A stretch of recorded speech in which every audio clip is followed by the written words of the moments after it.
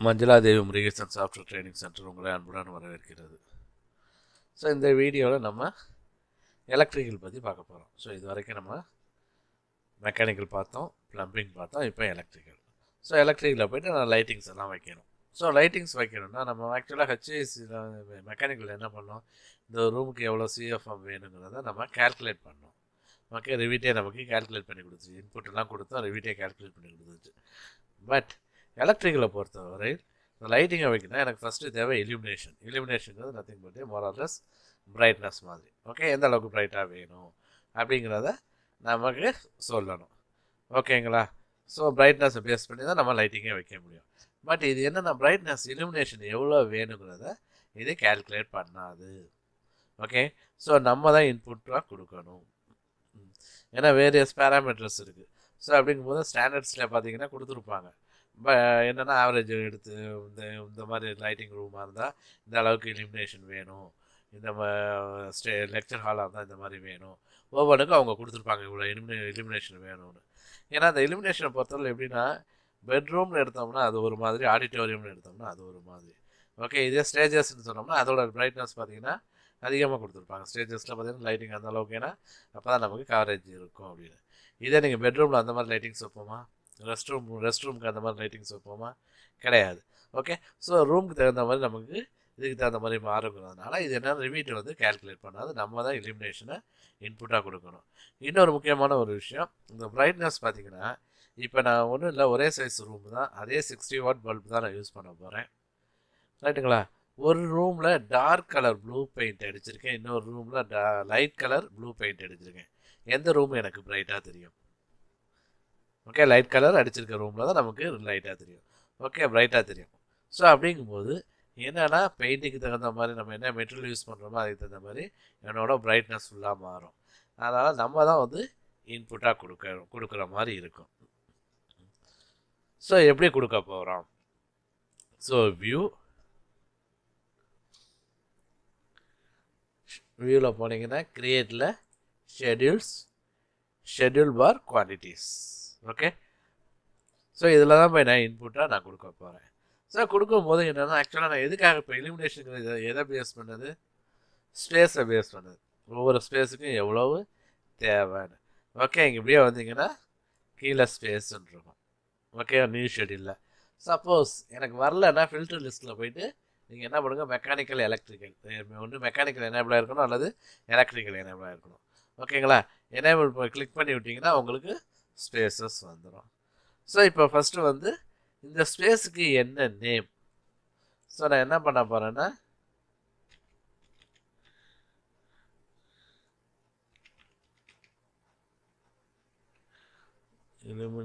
என்ன நேம் வேணுமோ நான் கொடுத்துக்கலாம். எனக்கு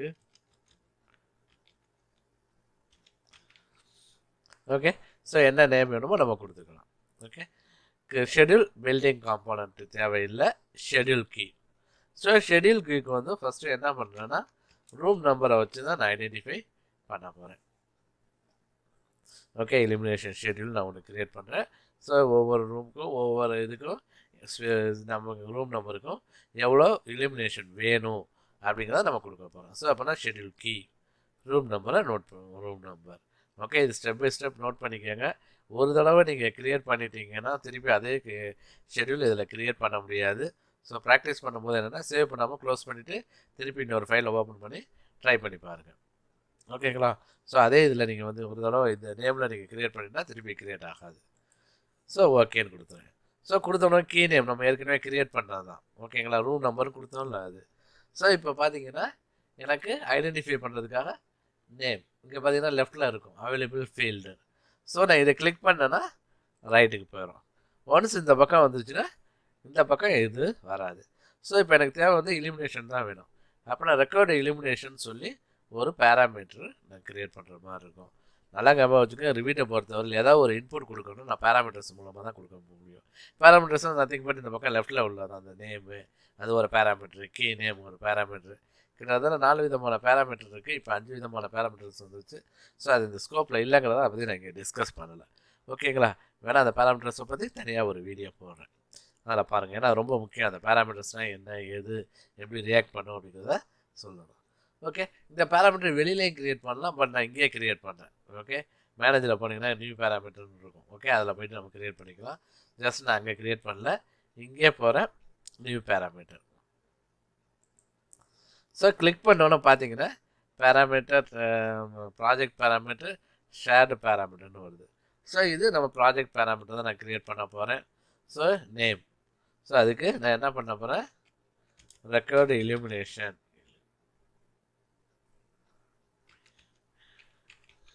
அப்படியே நான் கொடுத்துட்றேன் நேம். ஸோ இங்கே பார்த்தீங்கன்னா டைப் இன்ஸ்டன்ட் இருக்குது, இன்ஸ்டன்ட் டிஃபால்ட்டாக செலக்ட் ஆகிடுச்சு. ஸோ டிசிப்ளின் ரெக்கார்டு இலுமினேஷனுங்கிறது எதில் வரும், எலக்ட்ரிக்கலில் தான் வரும். ஓகே, அடுத்து டைப் ஆஃப் பேராமீட்டர் இது எது பார்த்தீங்கன்னா இலுமினன்ஸ். ஓகே, நான் இங்கே போய் இலுமினன்ஸ்னு மாற்றிடுறேன். அடுத்து குரூப் பேராமீட்டர் அண்டர். ஸோ இது எதில் வரும், லைட்டிங்கில் வரும், எலக்ட்ரிக்கல் லைட்டிங். இது நல்லா ஞாபகம் வச்சுக்கோங்க. இந்த discipline type of parameter group parameter இதில் உள்ள மாதிரியே கொடுங்க, மாற்றி கொடுத்தீங்கன்னா வேலை செய்யாது. நேம் நீங்கள் என்ன வேணாலும் கொடுத்துக்கலாம், உங்களுக்கு ஈஸியாக ஐடென்டிஃபை பண்ணுற மாதிரி எந்த நேம் வேணாலும் கொடுத்துக்கலாம். ஆனால் அந்த பேராமீட்டர் க்ரியேட் பண்ணும்போது discipline type of parameter group parameter அண்டர்ங்கிற மூணையும் நீங்கள் கரெக்டாக கொடுத்தீங்கன்னா தான் சரியாக வேலை செய்யும். மாற்றி கொடுத்தீங்கன்னா எங்கே வேணுமோ அங்கே வராது, மறந்துடாதீங்க. இந்த மூணும் என்ன வேணுமோ, எந்த இதுக்காக க்ரியேட் பண்ணுறீங்களோ அதை கரெக்டாக கொடுக்கணும். ஓகேங்களா, இப்போ இதே வந்து நான் வந்து ஃபார் எக்ஸாம்பிள் பில் ஆஃப் மெட்டீரியலுக்கு எடுக்கிறேன்னா இந்த டிசிப்ளின் மாறும். பில் ஆஃப் மெட்டீரியல் காமன் அப்படின்னா காமன் கொடுத்துக்குவேன். ஸோ அதுக்கு தகுந்த மாதிரி நம்ம இந்த இடத்த மாற்றிக்கலாம். ஓகே, நீங்கள் எதுக்கு எடுக்கிறீங்களோ அதுக்கு தகுந்த மாதிரி இங்கே கொடுக்கணும். கொடுத்துட்டு ஓகே. ஸோ இந்த சீக்வன்ஸ் எப்படி வேணுமோ மாற்றிக்கலாம். ஓகே, கொடுத்துட்டு ஓகே. ஸோ இங்கே பார்த்தீங்கன்னா கீ நேம்னு இருக்குது, நான் அதை வந்து ரூம் நம்பர்னு மாற்றிக்கிறேன். கொடுத்துட்டு இன்சர்ட் டேட்டா ரோ.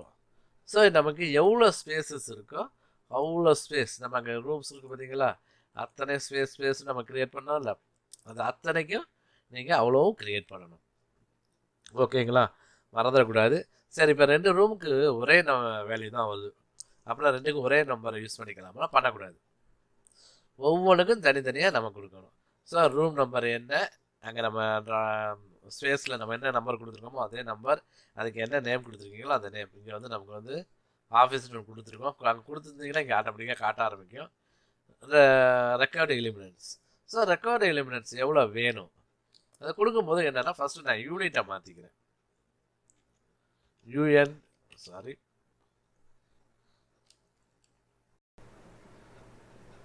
ஸோ மேனேஜில் போனீங்கன்னா இங்கே யூனிட்னு இருக்கும்,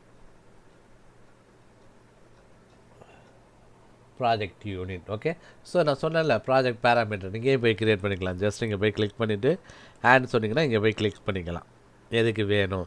ஸோ நான் புதுசாக க்ரியேட் பண்ணுறதுனால ப்ராஜெக்ட் பேராமீட்டர் ஷேர்டு பேராமீட்டர்னு எது வேணாலும் எடுத்துக்கலாம். ஓகே, இங்கே பாருங்கள் எல்லாமே எனேபிளில் இருக்குது. அந்த இதில் எனேபிள் ஆகலை, ஏன்னா அங்கே வந்து நம்ம ப்ராஜெக்ட் பேராமீட்டர் தான் க்ரியேட் பண்ண முடியும் அப்படிங்கிறதுனால அங்கே எனேபிள் ஆகலை.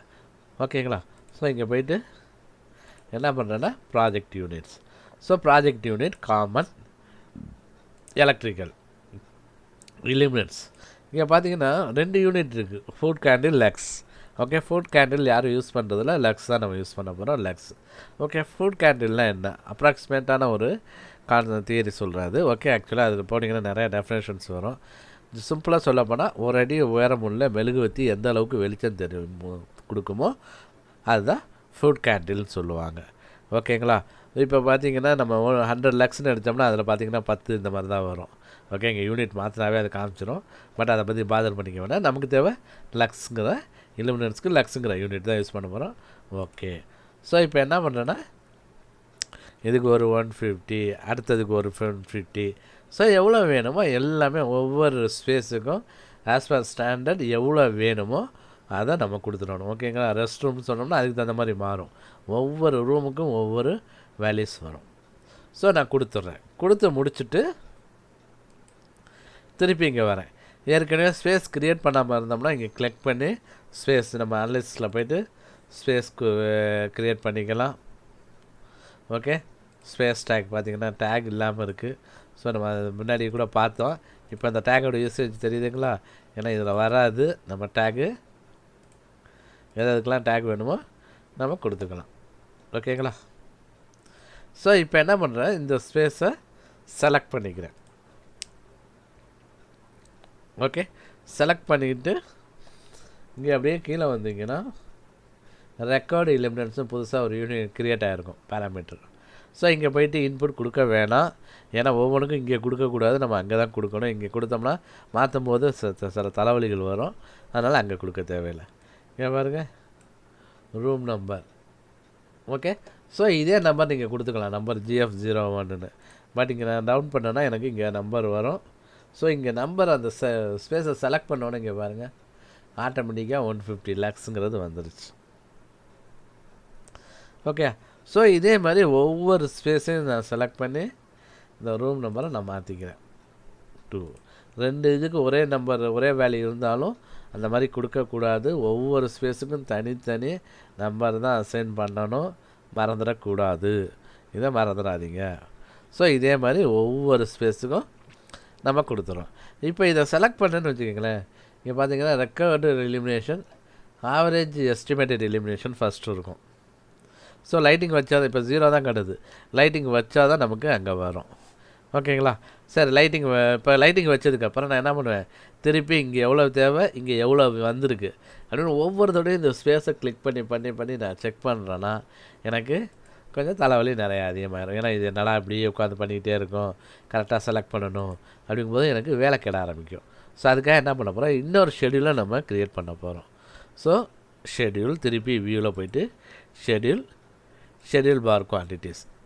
ஸோ எதுக்காக க்ரியேட் பண்ணுறோம், ஸ்பேஸுக்காக தான் க்ரியேட் பண்ணுறோம். ஸோ இங்கே லைட்டிங் ஷெடியூல் அப்படின்னு ஒரு நேம் கொடுத்துக்கிறேன்.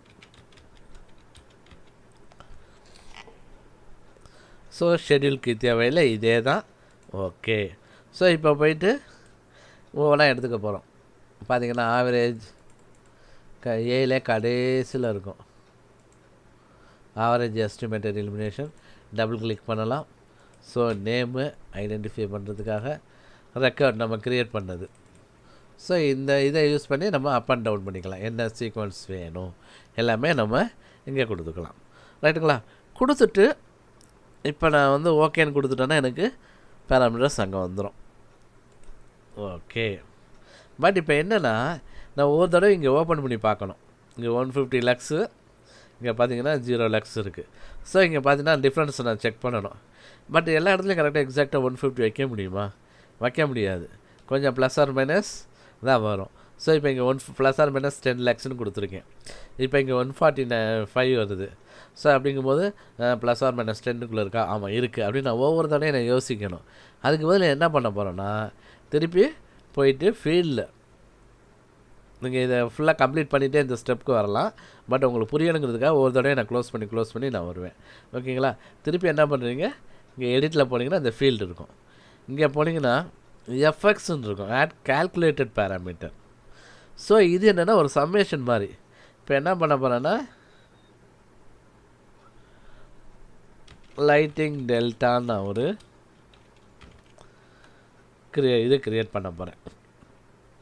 ஒரு பேராமீட்டர் மாதிரி தான், கால்குலேட்டர் வேல்யூன்னு பேர், கால்குலேட்டட் பேராமீட்டர். ஸோ எதுக்காக க்ரியேட் பண்ணுறேன், எலக்ட்ரிக்கலுக்காக. டைப்பு இலுமினன்ஸ். ஸோ இங்கே ஃபார்முலாவில் போய்ட்டு இந்த ட்ரிபிள் டாட் இருக்குது பார்த்தீங்களா, இதை செலக்ட் பண்ணிவிட்டு ஃபஸ்ட்டு எது வேணாலும் ஃபஸ்ட்டு இருக்கலாம். ஆவரேஜ் எஸ்டிமேட்டட் எலிமினேஷனும் இருக்கலாம், இல்லை ரெக்கார்டு எலிமினேஷனும் இருக்கலாம். அதை பற்றி நமக்கு பிரச்சனை இல்லை. ப்ளஸ் ஆர் மைனஸில் வரப்போது அதை பற்றி கவலை இல்லை. ஸோ ரெண்டையும் கொடுத்து ஓகே ஓகே ஓகே பார்த்தீங்கன்னா இங்கே வந்துருச்சு. ரைட்டுங்களா? ஸோ இப்போ ஓகேன்னு கொடுத்தோன்னா திருப்பி இங்கே மைனஸ் எவ்வளோ வேல்யூவில் இருக்குங்கிறத நம்ம பார்க்க முடியும். அப்போனா -5 இருக்குது, -6 இருக்குது, இல்லை +5 இருக்குது. ஸோ ஒவ்வொரு தடவை நான் யோசிக்கணும். ஓகே, +5 கரெக்டாக இருக்கா, நம்ம டாலரன்ஸ் எவ்வளோ கொடுத்தோம், ப்ளஸ் ஆர் -10. ஸோ அதுக்குள்ளே தான் இருக்குது அப்படின்னு நான் ஒவ்வொரு தடவையும் நான் வெரிஃபை பண்ணோம். அதுக்கு பதில் என்ன பண்ண போகிறேன், இன்னும் கொஞ்சம் ஸ்மார்ட் ஒர்க்குக்காக ஃபார்மேட்டில் போய்ட்டு லைட்டிங் டெல்டாவை செலக்ட் பண்ணிக்கணும். ஓகே, வேறு எதையும் செலக்ட் பண்ணிடக்கூடாது. லைட்டிங் டெல்டாவை செலக்ட் பண்ணிவிட்டு கண்டிஷனல் ஃபார்மேட், திருப்பி ஃபீல்டில் லைட்டிங் டெல்டா, நான் என்ன பண்ணுறேன், நாட் பிட்வீனுங்கிறத செலக்ட் பண்ணுறேன். எனக்கு எவ்வளோ இருக்கணும், -10 ப்ளஸ் ஆர் -10ன்னு சொல்லியிருக்கேன். ஸோ -10லேருந்து +10க்குள்ளே. லைட்டிங் டெல்டாங்கிறது என்ன, டிஃப்ரென்ஸ் -10லேருந்து +10க்குள்ளே இல்லைன்னா எனக்கு பேக்ரவுண்ட் கலர் ரெட் கலரில் காட்டணும் அப்படின்னு நான் கொடுத்துட்டு ஓகே. இப்போ பாருங்கள் இங்கே ரெட் கலரில் இருக்குது. ஸோ நான் லைட்டிங்கை வச்சதுக்கப்புறம் பார்த்தீங்கன்னா இந்த ஷெடியூலை ஓப்பன் பண்ணி பார்த்தேன்னா எனக்கு ரெட் கலர் இல்லைன்னா தேவையான அளவு வச்சுட்டேன்னு அர்த்தம். ரைட்டுங்களா? ஸோ அந்த ஷெடியூல் எங்கே இருக்குன்னா கீழே ரைட்டில் ப்ராஜெக்ட் ப்ரௌசரில் வந்தீங்கன்னா இங்கே இருக்கும். ஓகேங்களா? இன்னொரு முக்கியமான விஷயம், இங்கே போயிட்டு ஸ்பேஸில் அசைன் பண்ணும்போது நீங்கள் இங்கே வந்துடுங்க, லைட்டிங்க்கு வந்துடுங்க. ஓகே, எலக்ட்ரிக்கல் லைட்டிங்கில் செலக்ட் பண்ணிவிட்டு பண்ணுங்கள். எங்கே வச்சு வேணாலும் நம்ம பேராமீட்டர்ஸ் க்ரியேட் பண்ணலாம், அதனால் எந்த பிரச்சனையும் இல்லை. பட் இங்கே வச்சுட்டு பண்ணிங்கன்னா உங்களுக்கு ஈஸியாக இருக்கும். ரைட்டுங்களா? இதை ஒரு ப்ராக்டிஸ் பண்ணுங்கள். எதுவும் டவுட்ஸ் இருந்தால் கமெண்ட் பண்ணுங்கள். கூடிய சீக்கிரத்தில் உங்களுக்கு அதுக்கு கிளாரிஃபை பண்ண பார்க்குறேன். தேங்க்யூ.